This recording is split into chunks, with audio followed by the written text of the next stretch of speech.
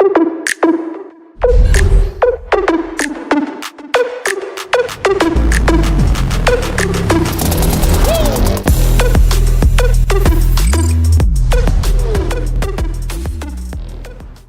സെക്കൻഡറിയുടെ 2ാം വർഷത്തെ accounting first ചാപ്റ്ററാണ് നമ്മൾ ഡിസ്കസ് ചെയ്തുകൊണ്ടിരിക്കുന്നത്.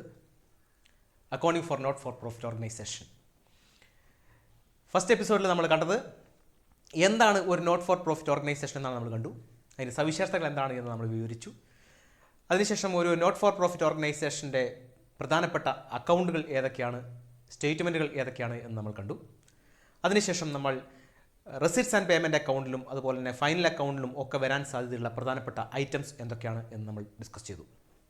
നോട്ട് ഫോർ പ്രോഫിറ്റ് ഓർഗനൈസേഷൻ എന്ന് പറയുന്നത് ലാഭം പ്രതീക്ഷിക്കാതെ സേവനങ്ങൾ മുന്നിൽ കണ്ടുകൊണ്ട് പ്രവർത്തിക്കുന്ന ഒരു സ്ഥാപനമാണ് എന്ന് നമ്മൾ പറയുകയുണ്ടായി. പ്രധാനമായിട്ടുള്ള അതിനുള്ള ഉദാഹരണങ്ങൾ ക്ലബ്ബുകൾ, hospitals, charitable institutions, schools, colleges, religious institutions, cultural centres മുതലായവയാണ് എന്ന് നമ്മൾ പറയുകയുണ്ടായി.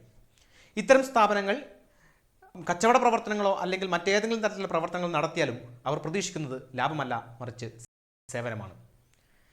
അവർക്ക് അവരുടെ ചിലവിനേക്കാൾ കൂടിയ തുക കിട്ടുകയാണ് എങ്കിൽ, അവർ ചിലവഴിച്ചതിനേക്കാൾ കൂടിയ തുക അവർക്ക് വരുമാനമായി കിട്ടുകയാണ് എങ്കിൽ അതിനെ പ്രോഫിറ്റ് എന്നല്ല, മറിച്ച് സർപ്ലസ് എന്നാണ് വിളിക്കുന്നത് എന്ന് നമ്മൾ കണ്ടു. അവരുടെ ഇൻകവും ചിലവും തമ്മിലുള്ള വ്യത്യാസം, income minus expense is equal to surplus. അതുപോലെ തന്നെ അവരുടെ ചിലവാണ് കൂടുതൽ, അവരുടെ ഇൻകം കുറവാണ് എങ്കിൽ expense minus income that is equal to deficit എന്ന് നമ്മൾ പറഞ്ഞു. ഇത്തരത്തിലുള്ള സർപ്ലസ് ഫണ്ട് അവർ മെമ്പേഴ്സിന് വീതം വെച്ച് കൊടുക്കുന്നില്ല. പകരം അവർ അതാത് വർഷത്തെ ക്യാപിറ്റൽ ഫണ്ടിലേക്ക് അഥവാ അവരുടെ റിസർവ് ഫണ്ടിലേക്ക് അത് കൂട്ടി വെക്കുകയാണ് ചെയ്യുന്നത്. പിന്നീട് പ്രവർത്തന മൂലധനമായിട്ട് അവർ ഉപയോഗിക്കുകയാണ് ചെയ്യുന്നത്. ഇവർ പ്രിപ്പയർ ചെയ്യുന്ന പ്രധാനപ്പെട്ട 3 സ്റ്റേറ്റ്മെൻറ്റുകൾ നമ്മൾ പറഞ്ഞു.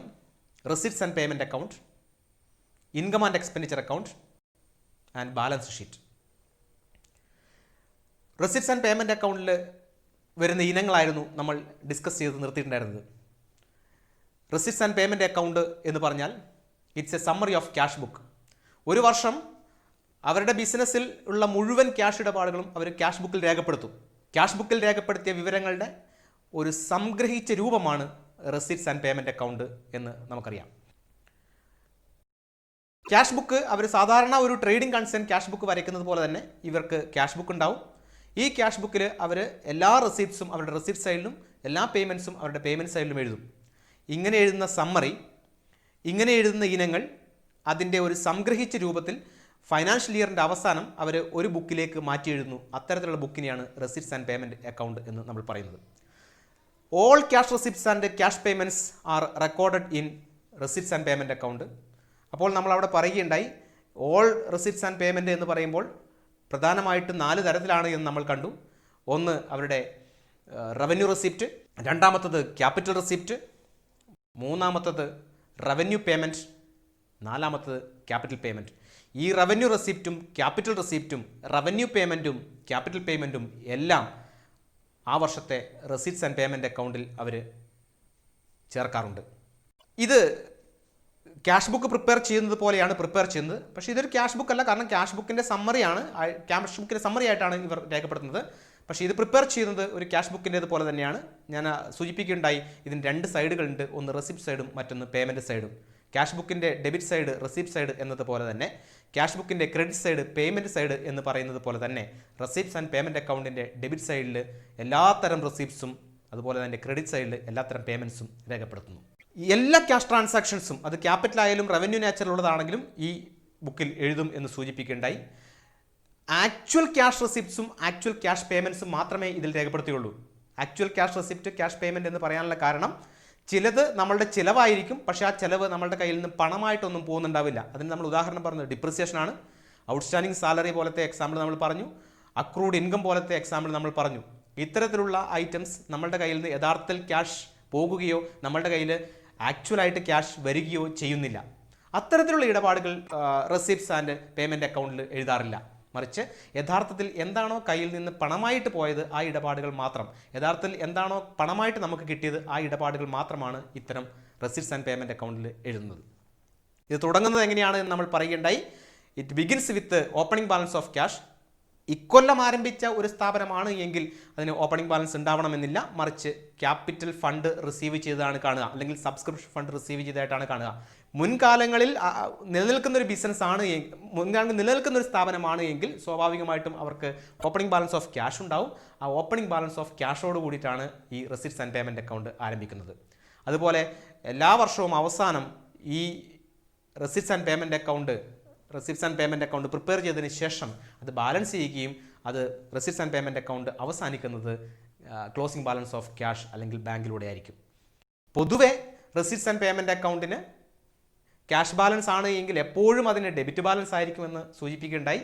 കാരണം ക്യാഷ് ബാലൻസ് ഒരിക്കലും നെഗറ്റീവ് ആവില്ല, അതുകൊണ്ട് എപ്പോഴും അതിന് ഡെബിറ്റ് ബാലൻസ് ആയിരിക്കും ഉണ്ടാവുക.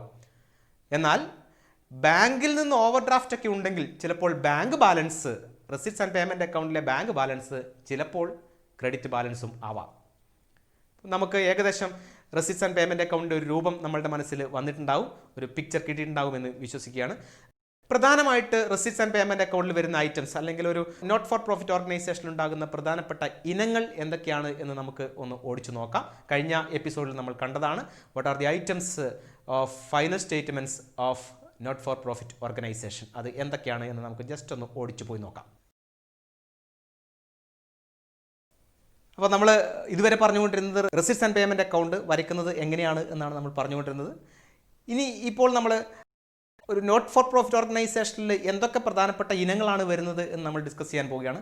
അതിൽ തന്നെ റെസിപ്റ്റ്സ് ആൻഡ് പേയ്മെൻറ്റ് അക്കൗണ്ടിൽ വരുന്ന ഇനങ്ങളാണ് ഇന്നത്തെ എപ്പിസോഡിൽ നമ്മൾ ഡിസ്കസ് ചെയ്യാൻ പോകുന്നത്. കഴിഞ്ഞ എപ്പിസോഡിൽ നമ്മൾ സൂചിപ്പിച്ചിട്ടുണ്ടായിരുന്നു, റെസിപ്റ്റ്സ് ആൻഡ് പേയ്മെൻറ്റ് അക്കൗണ്ടിൽ പ്രധാനപ്പെട്ട ഇനങ്ങൾ എന്ന് പറയുന്നത് 2 ഇനങ്ങളാണ്. ഒന്ന് റെസിപ്റ്റ്സും മറ്റൊന്ന് പേയ്മെൻറ്റ്സുമാണ്. റെസിപ്റ്റ്സിനെ തന്നെ രണ്ടായിട്ട് തരംതിരിച്ച് നിങ്ങൾ ഓർക്കുന്നുണ്ടാവും. Okay, right, that is revenue receipts and capital receipt. അതുപോലെ തന്നെ പേയ്മെൻറ്റിനെ രണ്ടായിട്ട് തരംതിരിച്ചിട്ടുണ്ടായിരുന്നു, revenue payments and capital payments. ഹ്രസ്വകാലാടിസ്ഥാനത്തിലേക്ക് ഒരു ബിസിനസ്സിലേക്ക് കിട്ടുന്ന ഇൻകത്തിനെയാണ്, റവന്യൂവിനെയാണ് നമ്മൾ റവന്യൂ റെസിപ്റ്റ് എന്ന് സൂചിപ്പിക്കുന്നത്. ഒരു വർഷത്തിനുള്ളിൽ അതിൻ്റെ ബെനിഫിറ്റൊക്കെ നമുക്ക് കിട്ടുന്നുണ്ടെങ്കിൽ അത്തരത്തിലുള്ള റെസിപ്റ്റിനെയാണ് നമ്മൾ റവന്യൂ റെസിപ്റ്റ് എന്ന് വിളിക്കുന്നത് എന്ന് പറഞ്ഞു. അതിൻ്റെ ലൈഫ് ഒരു വർഷം പരമാവധി ആയിരിക്കും. അതിൻ്റെ ഒരു പ്രത്യേകത എന്ന് പറയുന്നത് that amount is received on A recurring nature. നമ്മൾ പറഞ്ഞിരുന്നു ആവർത്തിച്ച് കിട്ടുന്ന ഒരു വരുമാനമാണ് എന്ന് നമ്മൾ പറഞ്ഞു. ഇൻട്രസ്റ്റ് കിട്ടുക, ലോക്കർ റെൻറ്റ് കിട്ടുക, കമ്മീഷൻ കിട്ടുക, ഇങ്ങനെ ചെറിയ കാലത്തേക്ക് കിട്ടുന്ന വരുമാനങ്ങളെയൊക്കെയാണ് റവന്യൂ റെസിപ്റ്റ് എന്ന് സൂചിപ്പിച്ചിട്ടുണ്ടായിരുന്നു. അതിൽ തന്നെയുള്ള പ്രധാനപ്പെട്ട ഇനങ്ങൾ നമുക്കൊന്ന് കണ്ടുപോകാം. ആനുവൽ മെമ്പർഷിപ്പ് സബ്സ്ക്രിപ്ഷൻ, ഒരു വർഷത്തെ സബ്സ്ക്രിപ്ഷൻ ഫീസ്, അതുപോലെ തന്നെ അഡ്മിഷൻ ഫീസ് ക്യാപിറ്റലൈസ് ചെയ്തിട്ടില്ല എങ്കിൽ, നമുക്കറിയാം ചില ലോങ് ലൈഫ് മെമ്പർഷിപ്പ് ഫീ ഒക്കെ ആണെങ്കിൽ ആജീവനാന്ത കാലത്തേക്കുള്ള അംഗത്വമാണ്. അപ്പോൾ ആജീവനാന്ത കാലത്തേക്കുള്ള അംഗത്വമൊക്കെ ക്യാപിറ്റലൈസ് ചെയ്തു പോകും. ക്യാപിറ്റലൈസ് ചെയ്യാതെ ഏതെങ്കിലും അംഗത്വ ഫീസ് ഉണ്ടെങ്കിൽ അത് നമ്മൾ റവന്യൂ നേച്ചറായിട്ട് പരിഗണിക്കും. അത് നിങ്ങളുടെ ക്വസ്റ്റ്യനിൽ സൂചിപ്പിച്ചിട്ടുണ്ടാവും, എത്ര ശതമാനം അഡ്മിഷൻ ഫീസ് ക്യാപിറ്റലൈസ് ചെയ്തിട്ടുണ്ട് എന്ന് സൂചിപ്പിച്ചിട്ടുണ്ടാവും. ക്വസ്റ്റ്യനിൽ സൂചിപ്പിച്ചിട്ടില്ല എങ്കിൽ അഡ്മിഷൻ ഫീസ് ക്വസ്റ്റ്യനിൽ ലോങ് ടൈം ലൈഫ് മെമ്പർഷിപ്പ് ഫീ ആണെങ്കിൽ അത് നമ്മൾ ക്യാപിറ്റലൈസ് ചെയ്ത് തന്നെ പോകും. അത് ഒരിക്കലും റവന്യൂ ആയിട്ട് പരിഗണിക്കില്ല. എന്നാൽ ക്യാപിറ്റലൈസ് ചെയ്യപ്പെടാത്ത അഡ്മിഷൻ ഫീസ് ഒക്കെ റവന്യൂ നേച്ചറുള്ള റെസിപ്റ്റാണ്, റവന്യൂ ഇൻകമാണ്.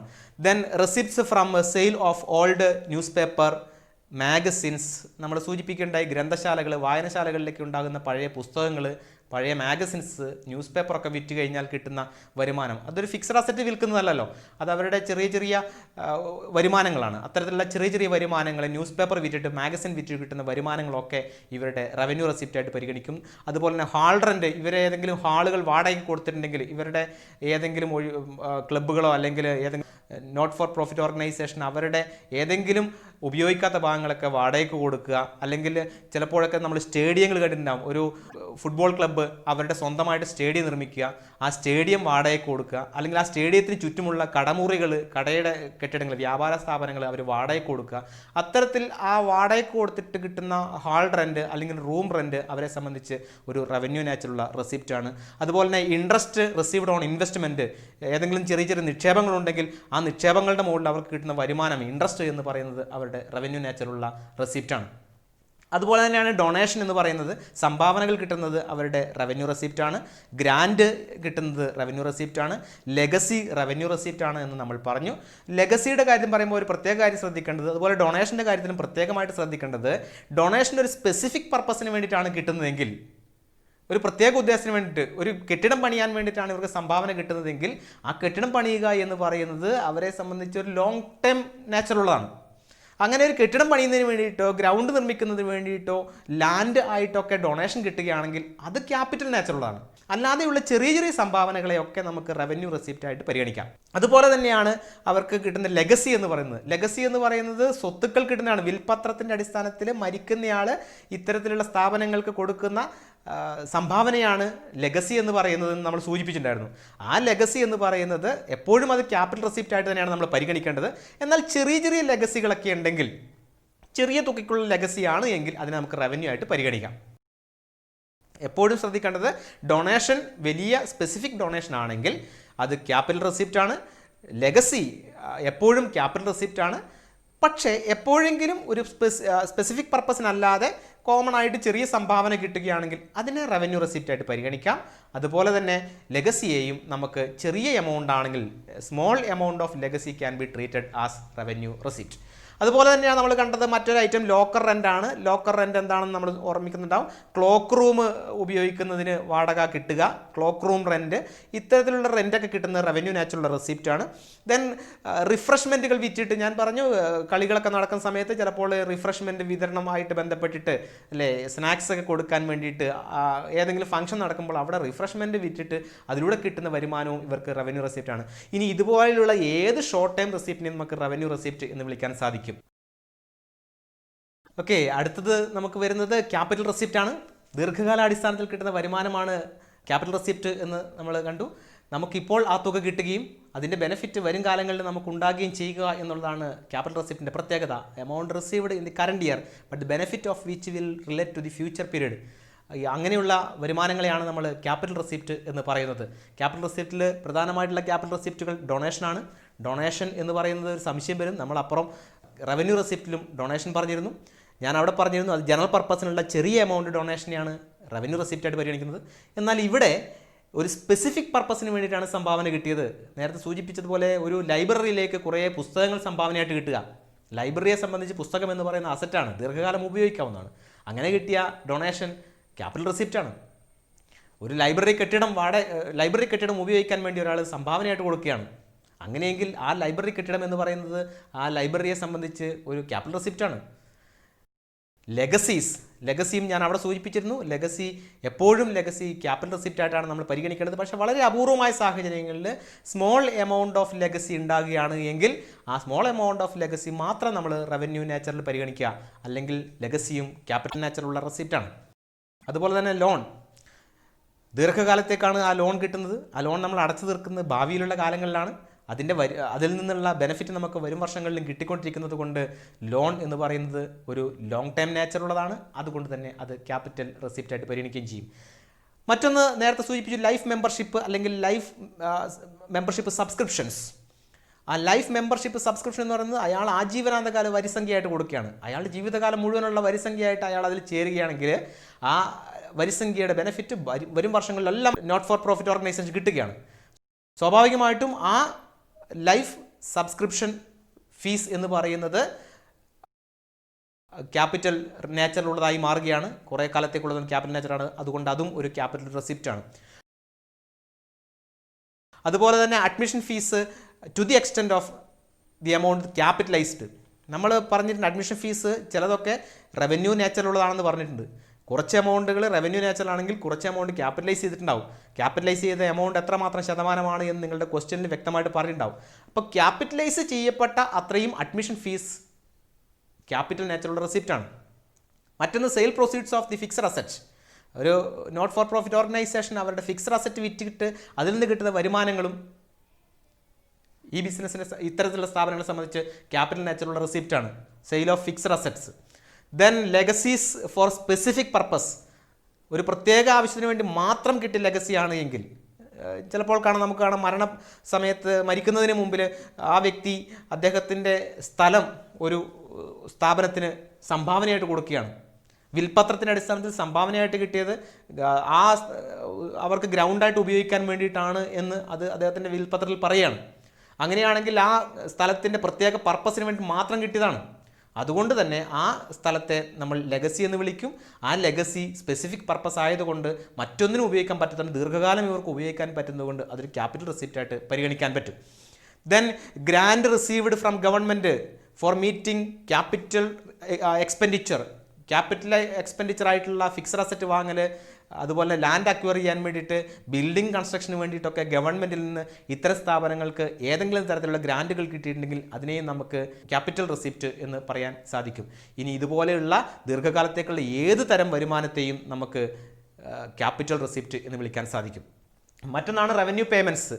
പേയ്മെൻറ്റ് സൈഡിൽ വരുന്ന ഐറ്റംസ്, അതിൽ റവന്യൂ പേയ്മെൻറ്റ്സ് ഓഫ് റെക്കറിങ് നേച്ചറാണ്, ആവർത്തിച്ച് വന്നുകൊണ്ടിരിക്കും. ഹ്രസ്വകാലത്തേക്കായിരിക്കും അതിൻ്റെ കാലാവധി ഉണ്ടാകുക. അതുകൊണ്ട് അത്തരത്തിലുള്ള പേയ്മെൻറ്റിനെയൊക്കെ നമുക്ക് റവന്യൂ പേയ്മെൻറ്റ്സ് എന്ന് വിളിക്കാം.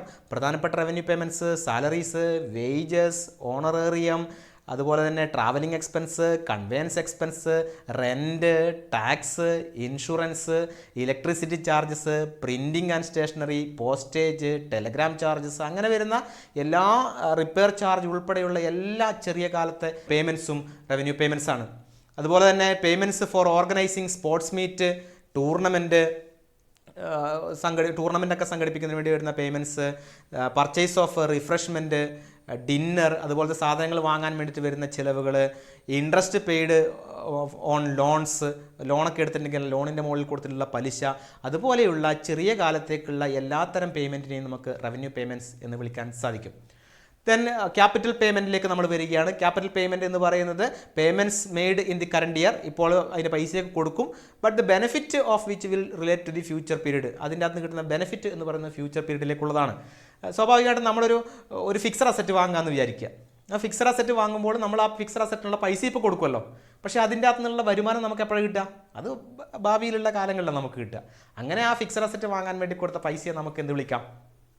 ഓക്കെ, സ്വാഭാവികമായിട്ടും അതിനെ ക്യാപിറ്റൽ പേയ്മെൻറ്റ് എന്ന് നമുക്ക് വിളിക്കാൻ സാധിക്കും. അത്തരത്തിലുള്ളത് കൺസ്ട്രക്ഷൻ എക്സ്പെൻസ് അല്ലേ, കെട്ടിടം നിർമ്മിക്കുന്നതിന് ആവശ്യമായിട്ടുള്ള കൺസ്ട്രക്ഷൻ എക്സ്പെൻസ് ക്യാപിറ്റൽ പേയ്മെൻ്റ് ആണ്.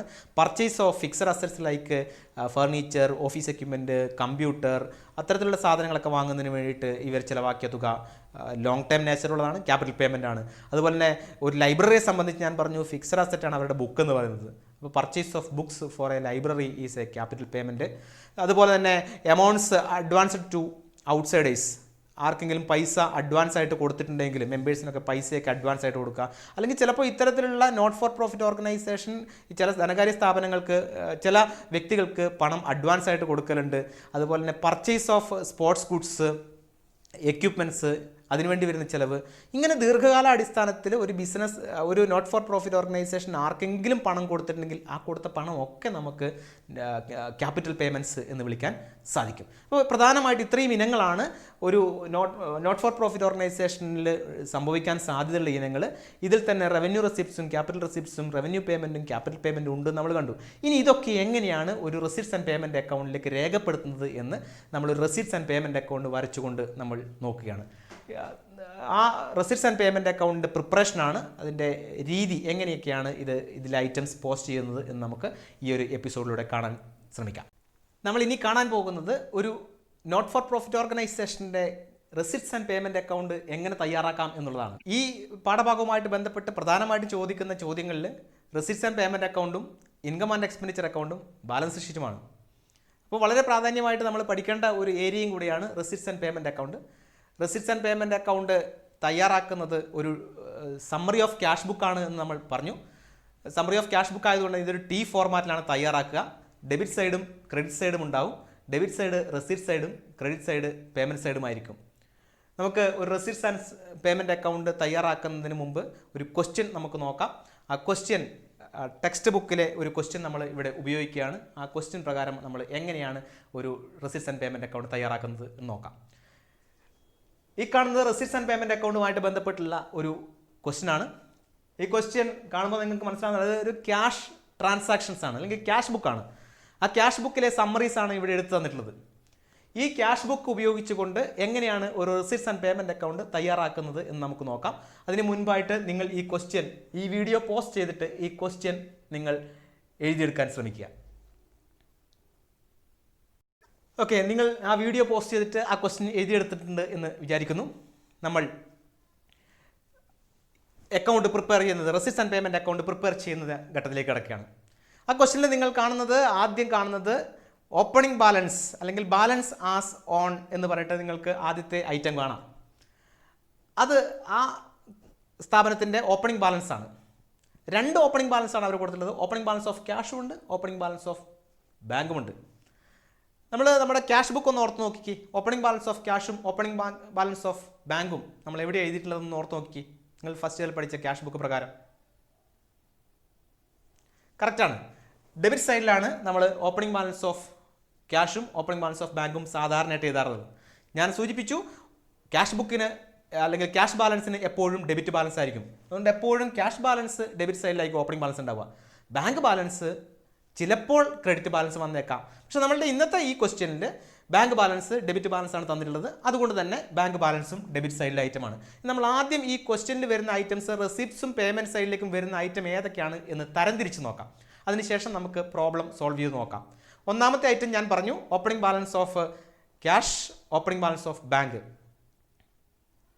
അത് ഡെബിറ്റ് സൈഡിലാണ് വരിക. ഡെബിറ്റ് ബാലൻസ് ആണ് ഡെബിറ്റ് സൈഡിലാണ് വരിക. അപ്പോൾ അത് റെസീപ്റ്റ്സ് സൈഡിലായിരിക്കും ഉണ്ടാവുക. അതിലാർക്കും സംശയം ഉണ്ടാവാൻ സാധ്യതയില്ല. നമ്മൾ കഴിഞ്ഞ വർഷം ഇത് പരിചയപ്പെട്ടിട്ടുണ്ട്. രണ്ടാമത്തെ ഐറ്റം നിങ്ങൾ ആ ക്വസ്റ്റ്യനിൽ കാണുന്നത് സബ്സ്ക്രിപ്ഷനാണ്. അവിടെ തന്നെ 3 വർഷങ്ങൾ കൊടുത്തിട്ടുണ്ട്. നമ്മളുടെ ഈ വർഷം എന്ന് പറയുന്നത് 2019-20 കണക്കാണ് നമ്മൾ എഴുതുന്നത്. 2019-20 കണക്ക് എഴുതുമ്പോൾ നമ്മളുടെ ക്വസ്റ്റ്യനിൽ തന്നിരിക്കുന്നത് 2018-19 സബ്സ്ക്രിപ്ഷൻ തന്നിട്ടുണ്ട്, 2019-20 സബ്സ്ക്രിപ്ഷൻ തന്നിട്ടുണ്ട്, 2020-2021 സബ്സ്ക്രിപ്ഷൻ തന്നിട്ടുണ്ട്. എന്തായിരിക്കും അത് മനസ്സിലാക്കാൻ പറ്റുന്നത് അതിനകത്ത്? യഥാർത്ഥത്തിൽ ഈ വർഷത്തെ സബ്സ്ക്രിപ്ഷൻ കിട്ടിയിട്ടുള്ളത് അത് മുഴുവനാവണമെന്നില്ല, ഈ വർഷത്തെ മുഴുവൻ തുക ആവണമെന്നില്ല. ഈ വർഷത്തെ സബ്സ്ക്രിപ്ഷൻ കിട്ടിയതാണ് കാണുന്നത് 2019-2020. ആ വർഷത്തെ സബ്സ്ക്രിപ്ഷൻ എമൗണ്ട് 2,25,000 രൂപ. 2,25,000 രൂപയാണ് ഈ വർഷത്തെ കറണ്ട് ഇയറിലെ സബ്സ്ക്രിപ്ഷൻ കിട്ടിയത്. 2018-19 സബ്സ്ക്രിപ്ഷൻ എന്ന് പറഞ്ഞ് കാണുന്നത് കഴിഞ്ഞ വർഷം കിട്ടാൻ ബാക്കിയുള്ള സബ്സ്ക്രിപ്ഷൻ ഈ വർഷം കിട്ടി. 2018-19 വർഷം കിട്ടാൻ ബാക്കിയുണ്ടായിരുന്ന സബ്സ്ക്രിപ്ഷനാണ്. അത് കിട്ടിയത് 2019-20 എന്ന് പറയുന്ന നമ്മുടെ കറണ്ട് ഇയറിലാണ്. നമ്മൾ ഈ receipts and payment account prepare ചെയ്യുന്ന വർഷം 2019-20 ആണ്. അത് 2019 ഏപ്രിൽ 1 മുതൽ 2020 മാർച്ച് 31 വരെയുള്ള റെസിപ്റ്റ്സ് ആൻഡ് പേയ്മെൻറ്റ് അക്കൗണ്ടാണ് നമ്മൾ വരയ്ക്കുന്നത്. അപ്പോൾ 2019-20 വർഷത്തെ കിട്ടിയത് 2,25,000 രൂപ. കഴിഞ്ഞ വർഷം കിട്ടാൻ ബാക്കിയുണ്ടായിരുന്നത് ഈ വർഷം കിട്ടിയിട്ടുണ്ട്, അത് ഒരു 30,000 രൂപയുണ്ട്. അതുപോലെ തന്നെ 2020-2021 വർഷത്തെ ഒരു സബ്സ്ക്രിപ്ഷൻ എമൗണ്ട് അവിടെ കാണുന്നുണ്ടല്ലോ നമ്മൾ, ഒരു 10,000 രൂപ. അതെന്തായിരിക്കും? അത് അടുത്ത വർഷം കിട്ടാനുള്ള സബ്സ്ക്രിപ്ഷൻ എമൗണ്ട് കുറച്ച് അഡ്വാൻസ് ആയിട്ട് ഇപ്പോൾ കിട്ടി. ഇവിടെ 3 സബ്സ്ക്രിപ്ഷൻ നമ്മൾ കണ്ടു. കഴിഞ്ഞ വർഷം കിട്ടാൻ ബാക്കി ഉണ്ടായിരുന്നത് ഈ വർഷം കിട്ടിയിട്ടുണ്ട് 30,000 രൂപ. ഈ വർഷത്തെ സബ്സ്ക്രിപ്ഷൻ ഇൻകം 2,25,000 രൂപ. അടുത്ത കൊല്ലം കിട്ടേണ്ട സബ്സ്ക്രിപ്ഷൻ ഇൻകം ഇക്കൊല്ലം തന്നെ കിട്ടിയിരിക്കുന്നു, ഒരു 10,000 രൂപ. അങ്ങനെ ഈ 3 എമൗണ്ടും കൂടെ കൂട്ടി 2,65,000 രൂപയുടെ സബ്സ്ക്രിപ്ഷൻ ഈ വർഷം കിട്ടിയിട്ടുണ്ട്. വരിസംഖ്യ, അംഗങ്ങളിൽ നിന്ന് കിട്ടിയ വരിസംഖ്യ 2,65,000 രൂപ കിട്ടിയിട്ടുണ്ട്. അത് ഏത് വർഷത്തെ പൈസ ആയിക്കോട്ടെ, കിട്ടിയത് ഈ വർഷമല്ലേ, ഇക്കൊല്ലത്തെ റെസിപ്റ്റ് അല്ലേ, ഇക്കൊല്ലത്തെ ഇൻകം ആണെന്നല്ല ഞാൻ പറഞ്ഞത്, ഇക്കൊല്ലത്തെ റെസിപ്റ്റ് അല്ലേ. ഓക്കെ, അപ്പോൾ അത് ഏത് സൈഡിൽ വരേണ്ട ഐറ്റമാണ്? റെസിപ്റ്റ് സൈഡിൽ വരേണ്ട ഐറ്റം. അപ്പോൾ നമുക്ക് ആ റെസിപ്റ്റ് സൈഡിലേക്ക് മാറ്റി വെക്കാം. രണ്ടാമത്തെ ഐറ്റം ഡൊണേഷൻ ഫോർ ബിൽഡിംഗ് എന്നാണ് കാണുന്നത്. ബിൽഡിംഗ് നിർമ്മിക്കുന്നതിന് വേണ്ടിയിട്ട് ഡൊണേഷൻ കിട്ടി. നമ്മൾ പറഞ്ഞതിൽ എവിടെയെങ്കിലും നിങ്ങൾ ഓർത്തെടുക്കുന്നുണ്ടാവുമെന്ന് കരുതുന്നു. ഒരു സ്പെസിഫിക് പർപ്പസിന് വേണ്ടി കിട്ടിയ സംഭാവനയാണ് അല്ലേ, donation four A specific purpose. എന്താ പർപ്പസ്? ബിൽഡിംഗ് ഉണ്ടാക്കാം. ഇപ്പം നിങ്ങളുടെ മനസ്സിൽ ചില ആശയം വന്നിട്ടുണ്ടാവും. ഡൊണേഷൻ കിട്ടിയതാണ്. എന്താണത്? Receipt ആയിരിക്കോ payment ആയിരിക്കോ? റെസിപ്റ്റാണ് അല്ലേ, കറക്റ്റാണ്, റെസിപ്റ്റാണ്. ഇനി അതൊന്നും കൂടെ വ്യക്തമായിട്ട് പറഞ്ഞാൽ എന്ത് തരം റെസിപ്റ്റാണ്? സ്പെസിഫിക് പർപ്പസ് ആയതുകൊണ്ട് ക്യാപിറ്റൽ റെസിപ്റ്റാണ്. Very good. അപ്പോൾ റെസിപ്റ്റ്സ് സൈഡിൽ വരേണ്ട മറ്റൊരു ഐറ്റം കൂടെ നമ്മൾ കണ്ടിരിക്കുന്നു. ഡൊണേഷൻ ഫോർ ബിൽഡിംഗ് എന്ന് പറയുന്ന തുക, അതിൻ്റെ തുക 60,000 രൂപയാണ്. It's A specific purpose donation, it's A capital receipt. അതും നമ്മൾ റെസിപ്റ്റ് സൈഡിലേക്ക് മാറ്റി വെക്കുന്നു. അടുത്ത ഇനം എൻട്രൻസ് ഫീ ആണ്. ക്വസ്റ്റ്യനിൽ കാണുന്നത് അടുത്ത ഇനം എൻട്രൻസ് ഫീ ആണ്. പ്രവേശന ഫീസ് അല്ലേ? ഇവർക്ക് കിട്ടിയതാണോ ഇവർ കൊടുത്തതാണോ? കിട്ടിയതാണല്ലേ. അപ്പോൾ എന്തിനമാണ്? റെസിപ്റ്റ് ആണ്. കറക്റ്റ്. എൻട്രൻസ് ഫീസ് റെസിപ്റ്റ് സൈഡിലെ മറ്റൊരു ഇനമാണ്. അടുത്ത കാണുന്ന ഇനം ലൈഫ് മെമ്പർഷിപ്പ് ഫീ ആണ്. ലൈഫ് മെമ്പർഷിപ്പ് ഫീ ആജീവനാന്ത കാലത്തേക്കുള്ള ഫീസ് ഒരാൾ അടച്ചതാണ്, അല്ലെങ്കിൽ മെമ്പർമാർ അടച്ചതാണ്. ആജീവനാന്തകാല അംഗത്വ സംഖ്യയാണ്. അത് ഈ സ്ഥാപനത്തെ സംബന്ധിച്ച് ഒരു റവന്യൂ, ഒരു വരുമാനമാണ്. അത് ഏത് തരത്തിലുള്ള വരുമാനമാണ്? ലൈഫ് മെമ്പർഷിപ്പ് ഫീ ആണ്. ദീർഘകാലത്തേക്ക് കിട്ടിയതാണ് അല്ലേ. അപ്പോൾ ഏത് തരത്തിലുള്ള ഒരു വരുമാനമാണത്? റൈറ്റ്, ക്യാപിറ്റൽ റെസിപ്റ്റ് ആണ്. ക്യാപിറ്റൽ റെസിപ്റ്റ് ആണ്. അതുകൊണ്ട് തന്നെ സ്വാഭാവികമായിട്ട് റെസിപ്റ്റ് ആണ് അല്ലേ. റെസിപ്റ്റ് ആണ്. അപ്പോൾ നമ്മൾ റെസിപ്റ്റ് ആയിട്ട് അത് മാറ്റി വെക്കുന്നു. അടുത്ത കാണുന്ന ഇനം പ്രിൻറ്റിംഗ് ആൻഡ് സ്റ്റേഷനറിയാണ്.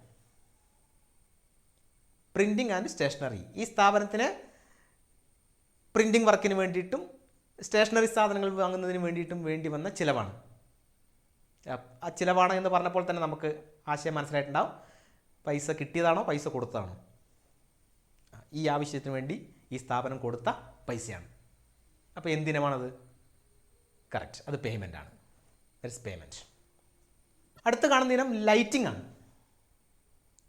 ലൈറ്റിംഗ് എന്ന് പറയുമ്പോൾ അതിൻ്റെ ഇലക്ട്രിസിറ്റി ചാർജോ അല്ലെങ്കിൽ അതിൻ്റെ ലൈറ്റിംഗ് ചാർജോ ഒക്കെ ആയിട്ട് വരുന്ന ചിലവുകളാണ്. ചിലവാണെന്ന് പറഞ്ഞപ്പോൾ തന്നെ നമുക്ക് ആശയം പിടികിട്ടുണ്ടാവും അല്ലേ. ഇവർ ചിലവഴിച്ച തുകയാണ്. ഇവർക്ക് കിട്ടിയതാണോ ഇവർ കൊടുത്തതാണോ? കൊടുത്തതാണ്. റെസിപ്റ്റ് ആണോ പേയ്മെൻ്റ് ആണോ? പേയ്മെൻ്റ് ആണ്. Very good. അടുത്തത് rates and taxes. Profit loss അക്കൗണ്ടൊക്കെ വരയ്ക്കുന്ന സമയത്ത് നമ്മൾ എക്സ്പെൻസ് ആയിട്ട് കാണിച്ചിട്ടുണ്ടല്ലേ റേറ്റ്സ് ആൻഡ് ടാക്സസ്. നികുതി കൊടുത്തത് എന്ന് പറഞ്ഞപ്പോൾ തന്നെ നമുക്ക് മനസ്സിലായിട്ടുണ്ടാവും. റെസിപ്റ്റ് ആണോ പേയ്മെൻ്റ് ആണോ? കൊടുത്തതാണ് അല്ലേ. പേയ്മെൻ്റ് ആണ്. കറക്റ്റ്. ഇനി കാണുന്നത് ടെലഫോൺ ചാർജാണ്. ടെലഫോൺ വാടക കൊടുത്തു. ഓക്കെ, പിടികിട്ടുണ്ടാവുമല്ലോ. റെസിപ്റ്റ് ആണോ പേയ്മെൻ്റ് ആണോ? കൊടുത്താണ്, പേയ്മെൻ്റ് ആണ്. കറക്റ്റ്. അടുത്ത കാണുന്ന postage and courier charge. Postage and courier, തപാൽ ചിലവുകൾ അല്ലെങ്കിൽ കൊറിയർ ചിലവുകൾ. ഇപ്പോൾ തപാൽ സാധനങ്ങൾ അയക്കുന്നതിന് വേണ്ടിയിട്ട് ഈ സ്ഥാപനം ചിലവഴിച്ച തുകയാണ്. ചിലവഴിച്ചു എന്ന് പറഞ്ഞപ്പോൾ നമുക്ക് പിടികിട്ടി, പേയ്മെൻ്റ് ആണ്. അടുത്ത ഇനം വേജസ് ആൻഡ് സാലറിയാണ്. നമ്മൾ കഴിഞ്ഞ വർഷത്തെ ട്രേഡിംഗ് പ്രോഫിറ്റ് ലോസ് അക്കൗണ്ട് ഒന്ന് ഓർത്ത് നോക്കിയേ. വേജസ്, സാലറീസ് ഡെബിറ്റ് സൈഡിൽ എക്സ്പെൻസ് ആയിട്ട് എഴുതിയിട്ടുണ്ടല്ലേ. അപ്പോൾ ആ എക്സ്പെൻസ് ആകുമ്പോൾ നമുക്ക് മനസ്സിലാവുന്നത് ചിലവായതാണ്, ശമ്പളം കൊടുത്തതാണ്, കൂലി കൊടുത്തതാണ്. അപ്പോൾ ഇതിലേത് കാറ്റഗറിയിൽ വിടുക? ചിലവഴിച്ച തുകയാണ്, പേയ്മെൻ്റ് ആണ്. കറക്റ്റ്. ക്വസ്റ്റ്യനിൽ അടുത്ത് കാണുന്ന ഇനം ഇൻഷുറൻസ് പ്രീമിയം. ഈ സ്ഥാപനം ഇൻഷുറൻസ് എടുത്തിട്ടുണ്ടാവും. അപ്പോൾ സ്വാഭാവികമായിട്ട് അതിന് ഓരോ വർഷവും പ്രീമിയം തുക അടക്കണം. അങ്ങനെ പ്രീമിയം തുക ഇൻഷുറൻസ് കമ്പനിയിലേക്ക് അവർ അടച്ചിട്ടുണ്ട്. അങ്ങനെ പറയുമ്പോൾ തന്നെ നമുക്ക് മനസ്സിലായി അല്ലേ, അവർ അടച്ചിട്ടുണ്ട് എന്ന് പറയുമ്പോൾ ഇവർ കയ്യിൽ നിന്ന് എടുത്തിട്ട് കൊടുത്തിട്ടുണ്ട്, ഇവരുടെ കയ്യിൽ നിന്ന് പൈസ പോയിട്ടുണ്ട്. അപ്പോൾ ഈ കാറ്റഗറിയിൽ ഏതെല്ലാം വിടുക? Yes, it's A payment. It's A payment of revenue nature. C the next item, interest on government securities. അപ്പോൾ ഈ സ്ഥാപനം ഒരു ഗവൺമെൻറ് സെക്യൂരിറ്റി എടുത്തിട്ടുണ്ട്, ഗവൺമെൻറ് സെക്യൂരിറ്റി വാങ്ങിയിട്ടുണ്ട്. ഏതെങ്കിലും ഇൻസ്ട്രുമെൻറ്റ്സ്, ഗവൺമെൻറ് ഇൻസ്ട്രുമെൻറ്റ്സ്, ഇപ്പോൾ നമ്മൾ കഴിഞ്ഞ വർഷം പഠിച്ചില്ലേ ട്രഷറി ബില്ല്, കൊമേഴ്ഷ്യൽ പേപ്പർ എന്നൊക്കെ പറയുന്ന പോലത്തെ സാധനങ്ങളില്ലേ. അല്ലെങ്കിൽ ഒരു ഇൻവെസ്റ്റ്മെൻറ്റ്, ഗവൺമെൻറ്റിലുള്ള ഏതെങ്കിലും ബോണ്ടുകളിൽ നിക്ഷേപിക്കുക. അങ്ങനെയുള്ള ഏതെങ്കിലും ബോണ്ടുകളിൽ നിക്ഷേപിച്ച് ഗവൺമെൻറ് സെക്യൂരിറ്റിയിൽ നിക്ഷേപിച്ചിട്ടുണ്ട്. ഇവർ പണം നിക്ഷേപിച്ചിട്ടുണ്ട്. പണം നിക്ഷേപിച്ചതല്ല ഇവിടെ പറയുന്നത്. ഇപ്പോൾ പറയുന്നത് ആ നിക്ഷേപിച്ച ഇൻവെസ്റ്റ്മെൻറ്റിൻ്റെ മുകളിൽ ഇവർക്ക് പലിശ, അവർക്ക് പലിശ എന്ത് ചെയ്യും? അവർ നിക്ഷേപം എടുത്തിട്ടുണ്ട്. സ്വാഭാവികമായിട്ട് ആ നിക്ഷേപത്തിൻ്റെ മുകളിൽ ഇവർക്ക് പലിശ ആ നിക്ഷേപത്തിന് മുകളിൽ പലിശ കിട്ടും. പലിശ കിട്ടും എന്ന് പറയുമ്പോഴേ നമുക്ക് മനസ്സിലായി ഇൻട്രസ്റ്റ് റിസീവ്ഡ് വരുമാനം കിട്ടിയതാണ് ഇൻട്രസ്റ്റ് റിസീവ്ഡ്. അപ്പോൾ ഇതിലേത് കാറ്റഗറി പെടും? Yes, it is receipt. C the next item, it is locker rent. Locker rent എന്താണ് നമ്മൾ നേരത്തെ വിശദീകരിച്ചതാണ്. എന്തെങ്കിലും സാധനങ്ങൾ സൂക്ഷിച്ച് വെക്കുന്നതിനുള്ള സൗകര്യങ്ങൾ ഇവർ ഒരുക്കിയിട്ടുണ്ടാവും. അങ്ങനെ സൂക്ഷിക്കുന്നതിന് വേണ്ടിയിട്ട് ഇവർ ഒരു ചെറിയ തുക ഈടാക്കുമെന്ന് നമ്മൾ പറയുന്നുണ്ട്. അപ്പോൾ ആ ലോക്കർ റെൻറ്റ് എന്ന് പറയുന്നത് ഈ സ്ഥാപനത്തിന് കിട്ടിയ വരുമാനമാണ് അല്ലേ, റെസിപ്റ്റാണ്. അപ്പോൾ ഇത് റെസിപ്റ്റ് കാറ്റഗറിയിൽ പെടുന്നു. Locker rent received is A receipt. Next item in the question, it is purchase of government securities. നേരത്തെ ഒരു ഇൻട്രസ്റ്റ് കിട്ടില്ല, ഗവൺമെൻറ് സെക്യൂരിറ്റിൻ്റെ മുകളിൽ ഇൻട്രസ്റ്റ് കിട്ടിയെന്ന് പറഞ്ഞല്ലോ. അങ്ങനെ ഇൻട്രസ്റ്റ് കിട്ടാൻ വേണ്ടി അവർ ഗവൺമെൻറ് സെക്യൂരിറ്റി അഥവാ ഇൻവെസ്റ്റ്മെൻറ്റ് വാങ്ങിയിട്ടുണ്ട്. അപ്പോൾ ആ ഇൻവെസ്റ്റ്മെൻറ്റ് ഗവൺമെൻറ് സെക്യൂരിറ്റീസ് വാങ്ങാൻ വേണ്ടി ഇവർ പൈസ കൊടുത്തു അല്ലേ. പൈസ കൊടുത്തിട്ട് ഗവൺമെൻറ് സെക്യൂരിറ്റി വാങ്ങി, പൈസ കൊടുത്തു. അപ്പോൾ നിങ്ങൾക്ക് മനസ്സിലായിട്ടുണ്ടാവും അല്ലേ ഇതിൻ്റെ അകത്ത് ഏതിലാണ് പെടുക? ഇവർ പണം കൊടുത്ത് ഗവൺമെൻറ് സെക്യൂരിറ്റി വാങ്ങി. സെക്യൂരിറ്റി ഒരു ക്യാപിറ്റൽ നേച്ചർ ഉള്ളതാണ്. ക്യാപിറ്റൽ നേച്ചർ ഉള്ളതായാലും റവന്യൂ നേച്ചർ ഉള്ളതായാലും it is a payment. Government security വാങ്ങാൻ വേണ്ടി പണം കൊടുത്തു, പേയ്മെൻറ്റ് എന്ന് പറയുന്ന കാറ്റഗറിയിൽ പെടുന്നു. ഇനി 2 ഇനങ്ങൾ കൂടിയാണ് അവിടെ ബാക്കി നിൽക്കുന്നത്. അത് cash balance on 31st March 2020, bank balance on 31st March 2020. ഇത് രണ്ടും ക്യാഷിൻ്റെയും ബാങ്കിൻ്റെയും ക്ലോസിംഗ് ബാലൻസുകളാണ്. അത് റെസിപ്റ്റ്സ് ആൻഡ് പേയ്മെൻറ്റ് അക്കൗണ്ടിൻ്റെ ലാസ്റ്റ് ഇനമായിട്ട് നമ്മൾ കാണിക്കുകയും ചെയ്യും. ഇവിടെ ഈ ക്വസ്റ്റ്യനിൽ റെസിപ്റ്റ്സ് ആൻഡ് പേയ്മെൻറ്റ് അക്കൗണ്ട് എന്ന് പറയുന്ന ഈ ക്വസ്റ്റ്യൻ്റെ അകത്ത് തന്നിരിക്കുന്നതിൽ ക്ലോസിംഗ് ബാലൻസ് ഓഫ് ക്യാഷും ക്ലോസിംഗ് ബാലൻസ് ഓഫ് ബാങ്കും തന്നതുകൊണ്ട് നമുക്ക് നേരിട്ടത് റെസിപ്റ്റ്സ് ആൻഡ് പേയ്മെൻറ്റ് അക്കൗണ്ടിൽ എഴുതാം. ഇനി ഈ ക്വസ്റ്റ്യനിൽ ഇത് തന്നിട്ടില്ല എങ്കിൽ receipts and payment account balance ചെയ്യുമ്പോൾ കിട്ടുന്ന തുക ക്ലോസിംഗ് ബാലൻസ് ഓഫ് ക്യാഷോ ക്ലോസിംഗ് ബാലൻസ് ഓഫ് ബാങ്കോ ആയിരിക്കും. അത് നമുക്കറിയാവുന്നതാണ്.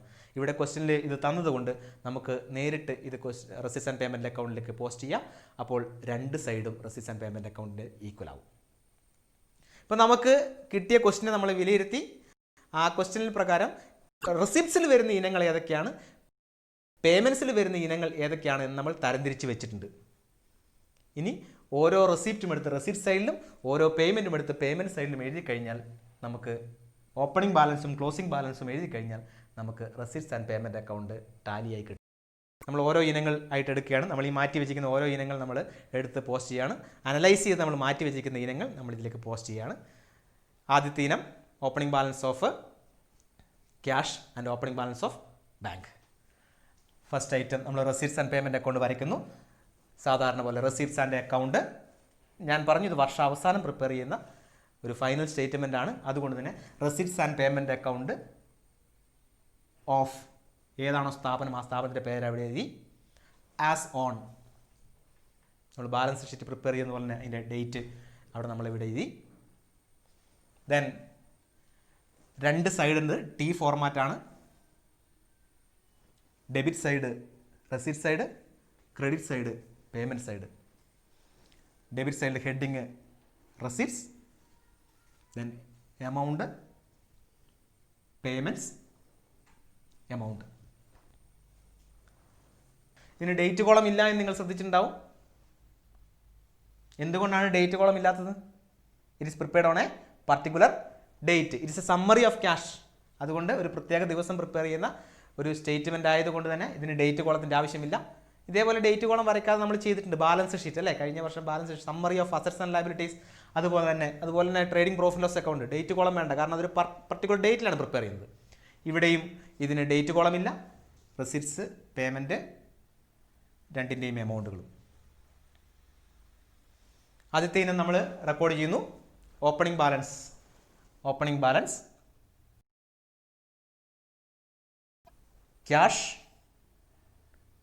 2 ഓപ്പണിംഗ് ബാലൻസ് ഉണ്ട്. ക്യാഷ്, അതിൻ്റെ എമൗണ്ട് നമ്മൾ എഴുതി. ദെൻ ബാങ്ക്, അതിൻ്റെ എമൗണ്ട്. രണ്ടാമത്തെ ഇനം നമ്മൾ കാണുന്നത് സബ്സ്ക്രിപ്ഷനാണ്. നമ്മൾ മാറ്റി വെച്ചിട്ടുണ്ടല്ലേ, 2 സ്ഥാനത്തിലേക്ക് മാറ്റി വെച്ചിട്ടുണ്ട്. റെസിപ്റ്റ്സ്, പേയ്മെൻറ്റ്സ് എന്ന് പറഞ്ഞിട്ട് നമ്മളിവിടെ മാറ്റി വെച്ചിട്ടുണ്ട്. അപ്പോൾ ഏതിലാണ് നമ്മൾ സബ്സ്ക്രിപ്ഷൻ വെച്ചിട്ടുള്ളത്? ഓർത്ത് നോക്കിക്കേ. സബ്സ്ക്രിപ്ഷൻ റെസിപ്റ്റിലുണ്ടല്ലേ. അപ്പോൾ റെസിപ്റ്റിൽ നിന്ന് സബ്സ്ക്രിപ്ഷൻ നമ്മൾ എവിടെ പോസ്റ്റ് ചെയ്യുന്നു? റെസിപ്റ്റ് സൈഡിലേക്ക് എഴുതുന്നു സബ്സ്ക്രിപ്ഷൻ.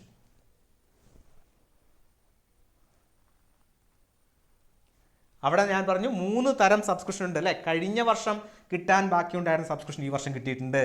2018-19 ആ വർഷത്തെ സബ്സ്ക്രിപ്ഷൻ ഈ വർഷം കിട്ടിയിരിക്കുന്നു. അതിൻ്റെ എമൗണ്ട്.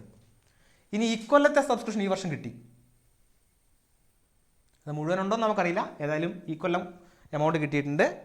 2019-20 അതാണ് നടപ്പ് വർഷം. നടപ്പ് വർഷത്തെ സബ്സ്ക്രിപ്ഷൻ 2,25,000. ഇനി അഡ്വാൻസ് ആയിട്ട് അടുത്ത വർഷത്തെ സബ്സ്ക്രിപ്ഷൻ അഡ്വാൻസ് ആയിട്ട് ഈ കൊല്ലം കിട്ടിയിരിക്കുന്നു. അടുത്ത കൊല്ലമാണ് കിട്ടേണ്ടത്. പക്ഷേ ഈ കൊല്ലം ആരോ കൊണ്ടു തന്നിട്ടുണ്ട് കുറച്ച് സബ്സ്ക്രിപ്ഷൻ ഇൻകം. 2020-21 സബ്സ്ക്രിപ്ഷൻ 10,000 രൂപ. അത് 3 നമ്മൾ ഇന്നർ കോളേജിൽ കാണിച്ചു.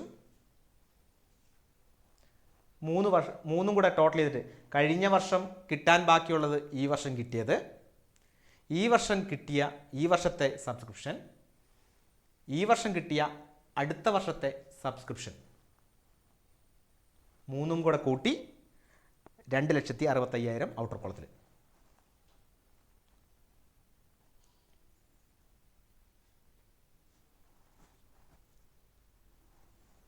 അടുത്ത ഇനം ഡൊണേഷൻ ഫോർ ബിൽഡിംഗ് ആണ്. നമ്മൾ മാറ്റി വെച്ചിട്ടുണ്ടല്ലേ. എന്തായിരുന്നു ഡൊണേഷൻ ഫോർ ബിൽഡിംഗ്? ഒരു സ്പെസിഫിക് പർപ്പസിന് വേണ്ടി ഇവർക്ക് കിട്ടിയ സംഭാവനയാണ്.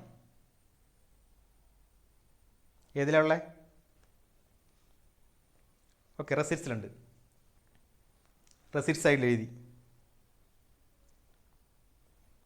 Donation for building 60,000 amount.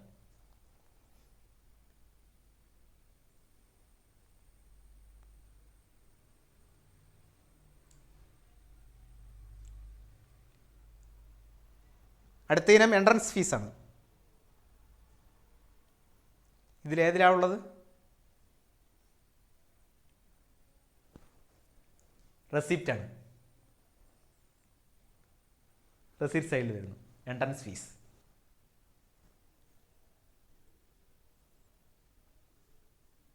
Amount 23,000.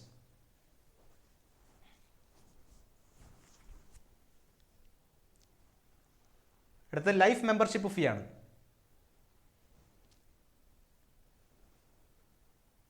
എന്താണ്? റെസിപ്റ്റാണ്. കറക്റ്റാണ്, റെസിപ്റ്റാണ്. റെസിപ്റ്റ് സൈഡിൽ life membership fee amount 20,000.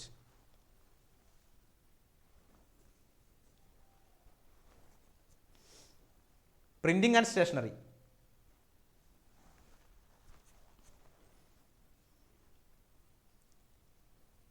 Stationery printing ആവശ്യങ്ങൾക്ക് വേണ്ടി കൊടുത്ത തുകയാണ് അല്ലേ. ഇതിലേതിലുള്ള പേയ്മെൻ്റ് ആണ്.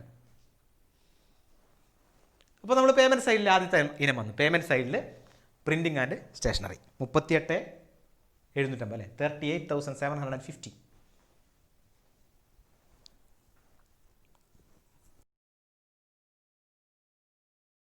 ലൈറ്റിംഗ് ചാർജ് ചിലവാണല്ലേ, പേയ്മെൻറ്റിലാണ്. പേയ്മെൻറ്റ് സൈഡിൽ ലൈറ്റിംഗ്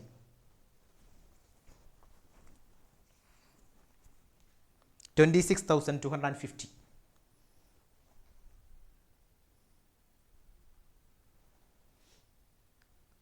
റേറ്റ്സ് ആൻഡ് ടാക്സസ്, നികുതി കൊടുത്തത് ചിലവാണല്ലേ. പേയ്മെൻറ്റ് സൈഡിൽ rates and taxes amount 17,000. Telephone charges, it's also an expense, so it's a payment. Record on the payment side.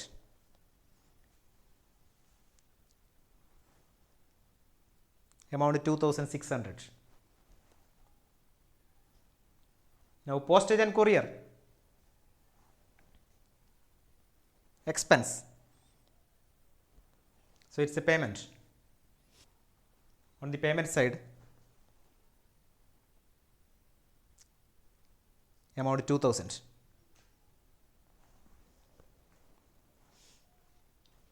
Wages and salaries, an expense, so it's a payment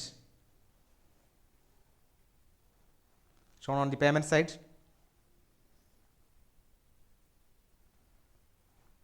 Rupees 88,000. Insurance premium,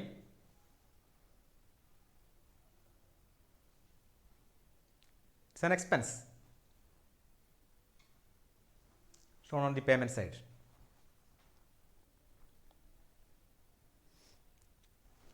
Amount column 15,000.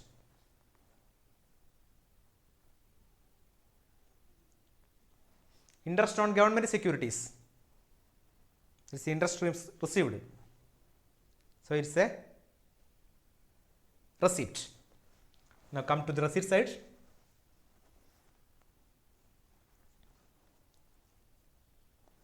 Interest on government securities, amount 18,000. Locker rent, so it's an income, amount received, receipt side. Locker rent, amount 42,000.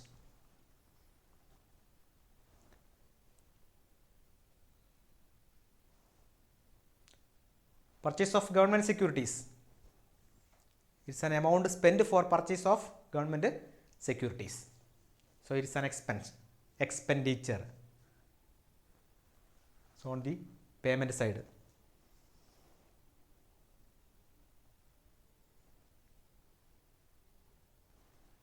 amount 2 lakh.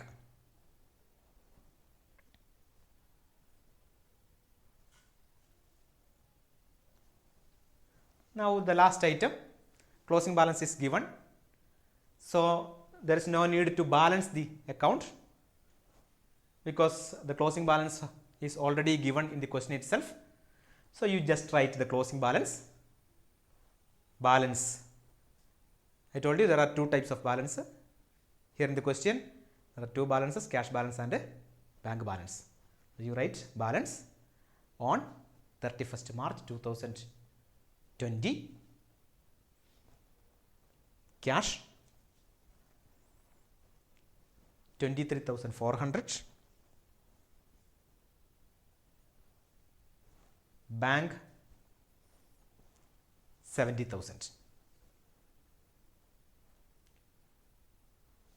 As the closing balance of cash and bank is given in the question itself, so you just total the receipts and payment account. Otherwise you need to balance the account. ഇവിടെ രണ്ടും തന്നിട്ടുണ്ട്, അതുകൊണ്ട് തന്നെ you find the total of debit or receipts, find the total.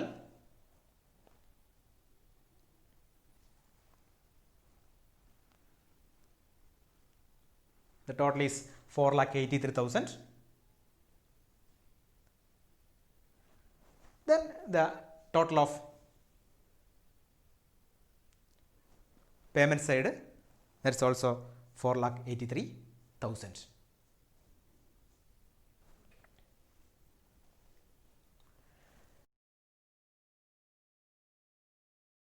ഇപ്പോൾ നമ്മൾ receipts and payment account എങ്ങനെയാണ് തയ്യാറാക്കേണ്ടത്? പ്രധാനപ്പെട്ട ചില ഇനങ്ങൾ, റെസിപ്റ്റ്സ് ആൻഡ് പേയ്മെൻറ്റ് അക്കൗണ്ടിൽ വരുന്ന പ്രധാനപ്പെട്ട ചില ഇനങ്ങൾ ഉൾപ്പെടുത്തിക്കൊണ്ട് നമ്മൾ റെസിപ്റ്റ്സ് ആൻഡ് പേയ്മെൻറ്റ് അക്കൗണ്ട് തയ്യാറാക്കി കഴിഞ്ഞിരിക്കുന്നു. നമ്മളൊരു ബാലൻസ് ഷീറ്റ് തയ്യാറാക്കിയപ്പോൾ നമുക്ക് തോന്നുന്നുണ്ടാവും രണ്ട് സൈഡ് ഈക്വലൊക്കെ ആയിട്ട് വന്നുണ്ട്. ഞാൻ പറഞ്ഞു എപ്പോഴും രണ്ട് സൈഡും ഈക്വലായിട്ട് വരണമെന്നില്ല. ഇവിടെ ക്വസ്റ്റ്യനിൽ ക്ലോസിംഗ് ബാലൻസ് തന്നതുകൊണ്ടാണ് രണ്ട് സൈഡും ഈക്വലായിട്ട് വന്നത്. ചിലപ്പോൾ നമ്മൾ ക്യാഷ് ബുക്ക് ബാലൻസ് ചെയ്യുന്നത് പോലെ തന്നെ ചിലപ്പോൾ ഇത് നമ്മൾ ബാലൻസ് ചെയ്യേണ്ടതായിട്ട് വരും. വളരെ അപൂർവമായിട്ടാണ് വരുന്നത്, കാരണം ക്വസ്റ്റ്യനിൽ തരുന്ന ക്വസ്റ്റ്യൻ ഒരു സമ്മറി ഓഫ് ക്യാഷ് ആണ്. അതുകൊണ്ട് തന്നെ സ്വാഭാവികമായിട്ടും ക്യാഷ് ബുക്ക് വരച്ച് അത് ടോട്ടൽ ആക്കിയിട്ടാണ് നമുക്ക് തരുന്നത്. ക്യാഷ് ബാലൻസും ബാങ്ക് ബാലൻസും നമുക്ക് ഡബിൾ കോളം ക്യാഷ് ബുക്കിൽ നിന്നോ അല്ലെങ്കിൽ അവരുടെ സിംഗിൾ കോളം ക്യാഷ് ബുക്കിൽ നിന്നോ എടുത്ത് നമുക്ക് തരുന്നതാണ്. ആ ബാലൻസും കൂടെ തന്നതുകൊണ്ട് നമുക്ക് രണ്ട് സൈഡിലും എഴുതി ഈക്വൽ ആക്കിയിട്ട് നമുക്ക് മാറ്റിയെടുക്കാൻ സാധിക്കും. ഇതാണ് ഒരു റെസിപ്റ്റ്സ് ആൻഡ് പേയ്മെൻറ്റ് അക്കൗണ്ട് തയ്യാറാക്കുന്ന വിധം. ഇനി നമ്മൾ അടുത്ത എപ്പിസോഡിൽ റെസിപ്റ്റ്സ് ആൻഡ് പേയ്മെൻറ്റ് അക്കൗണ്ട് അടിസ്ഥാനപ്പെടുത്തിക്കൊണ്ട് ഒരു ഇൻകം ആൻഡ് എക്സ്പെൻഡിച്ചർ അക്കൗണ്ട് എങ്ങനെ തയ്യാറാക്കണം എന്ന് വീണ്ടും നമുക്ക് അടുത്ത എപ്പിസോഡിൽ കാണാം. Till then bye. Thank you.